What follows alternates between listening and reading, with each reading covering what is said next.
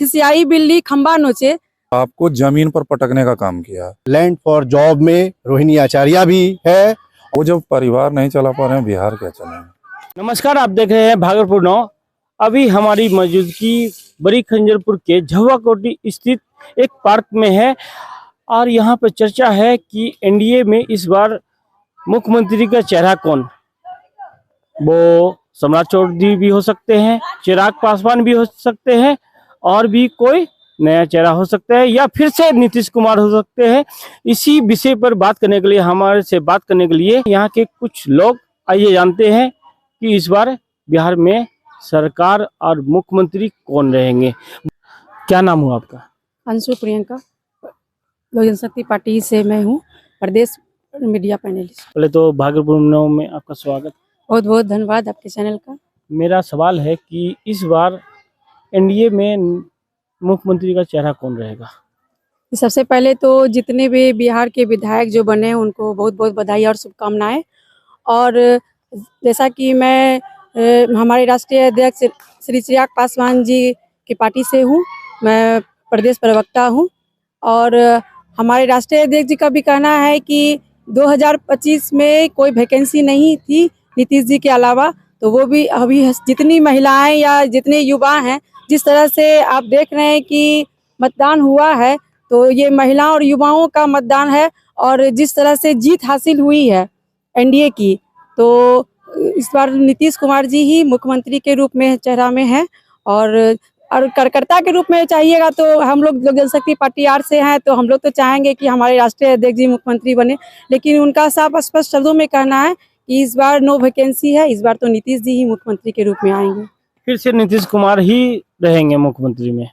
जी बिल्कुल, अभी देखिए शीर्ष नेतृत्व ये तय करेंगे, लेकिन अभी तो जो फिलहाल है, ये जिस तरह से बिहार में नीतीश कुमार के सुशासन की सरकार में काम हुआ है युवाओं के लिए, महिलाओं के लिए और सभी चीज़ों से, तो लग रहा है कि मुख्यमंत्री के रूप में तो नीतीश कुमार जी ही फिर से आएंगे। एसआर क्या मतलब है? जी बिल्कुल, जिस तरह से बोलते हैं ना खिसियाई बिल्ली खंबा नोचे, तो उनका विपक्ष का हाल यही हो गया है। वो कभी वोट चोरी का बात करते हैं, कभी एसआईआर पे बात करते हैं, कभी ईवीएम की चोरी का बात करते हैं, तो उनके पास कोई मुद्दा नहीं है। वो संवैधानिक प्रक्रिया पे भी लांछन लगा रहे हैं, तो इससे ज्यादा क्या बोला जा सकता है।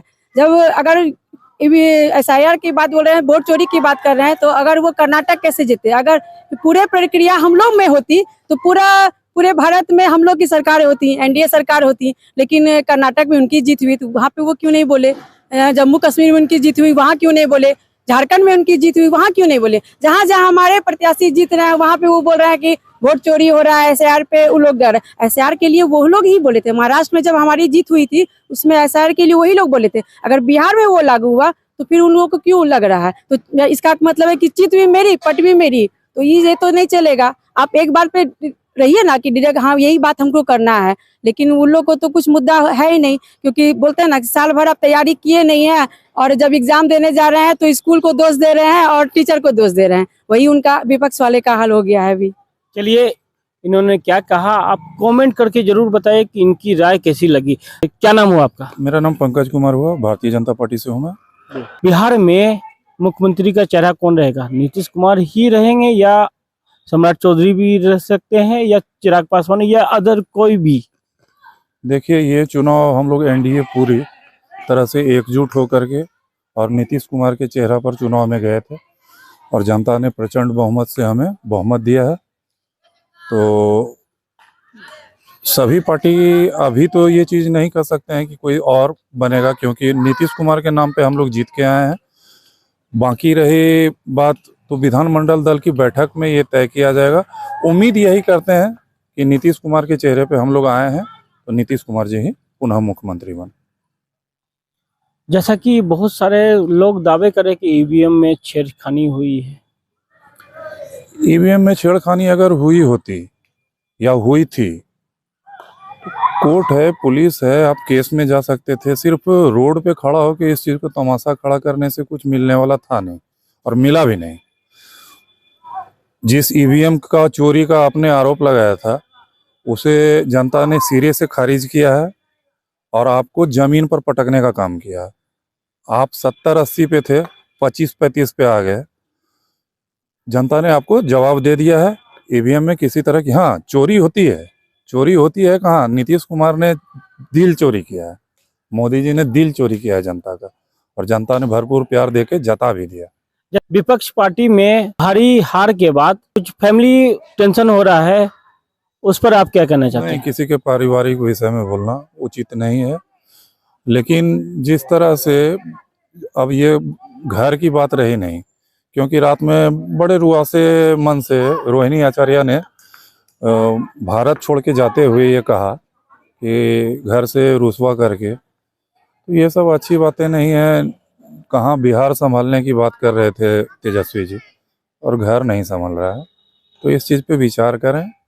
और वो उसमें भी रोहिणी आचार्य के बारे में जैसा पूरा बिहार जानता है कि एक किडनी अपना उन्होंने अपने पिता को दान दिया, और उस बेटी के साथ इस ढंग से हरियाणा और उत्तर प्रदेश के लोगों के चक्कर में वो जब परिवार नहीं चला पा रहे हैं, बिहार क्या चलेंगे?